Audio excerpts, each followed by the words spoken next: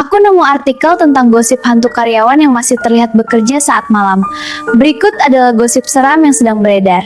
Sebuah cerita hantu kantor di mana mantan karyawan yang sudah meninggal dikabarkan masih terlihat bekerja pada malam hari. Hal ini dianggap horor karena sosok tersebut terus bekerja tanpa digaji. Seram nggak tuh, aku juga pernah alami cerita tersebut. Jadi dulu aku kerja di salah satu perusahaan di Batam. Jadi dulu kami bekerja 2 shift pagi dan malam. Nah, kebetulan di hari Minggu kami ada beberapa orang yang masuk shift malam jam 11 malam, pulang jam 7 pagi.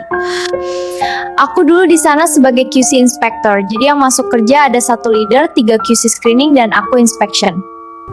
Jadi ini pertama kalinya masuk jam 11 malam di hari Minggu. Kami cuma ada berlima karena mengejar target yang harus dikirim. Awalnya kami biasa aja kerja dan fokus pada kerjaan. Jadi aku harus mengukur produk di ruangan QC inspection. Ruangan QC adalah juga ruangan atasan QA. Jadi posisi ruangan ini sebelah kiri adalah pengukuran QC dan kanan adalah meja atasan. Jadi pada atasan kami bekerja di pagi hari, jadi aku mengukur sendirian di ruangan, tapi leaderku sesekali masuk juga. Jadi saat itu aku lagi fokus mengukur ID produk, sesekali aku mendengar ada suara ketikan keyboard dari meja atasan. Aku sih positive thinking ya, kirain biar aku lagi ngetik di mejanya. Aku tetap bekerja seperti biasa.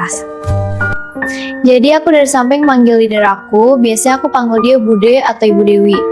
Bude tapi nggak dijawab. Tapi suara ketikan itu makin sering terdengar. Aku sempat parno ya, tapi pikir aku mungkin Bu Dewi pakai headset. Tiba-tiba ada suara yang jatuh dong. Aku kaget lalu aku teriak gini, Bude ngapain sih tiba-tiba terus, aku terganggu banget. Terus nggak ada suara kan? Aku abaikan dan lanjut bekerja. Bude tiap pintu geser yang terbuka, Bude baru aja masuk guys. Terus aku bilang gini ke Bude, Bude kenapa baru masuk, kalau dari tadi yang ngetik siapa? Dia kaget dong. Lalu dia bilang kok Evita aku dari tadi bantuin QC screening.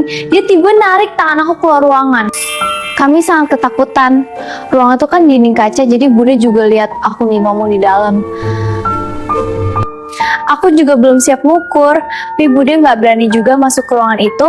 Lalu kami coba selesaikan screening dulu. Daripada kerjaan gak selesai, kami beranikan ke ruangan itu untuk selesaikan pengukuran. Jadi semua kerjaan kami tetap selesaikan dan hari sudah mulai terang dan syukurnya kami tidak diganggu lagi.